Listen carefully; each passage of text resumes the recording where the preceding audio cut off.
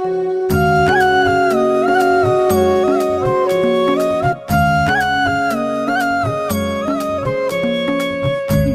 तुझ्याच साठी उघडून दार, वाट पाहून झाली फार. चिंता हरून देवा थकला असणार, दे माझ्या खांद्यावर भार.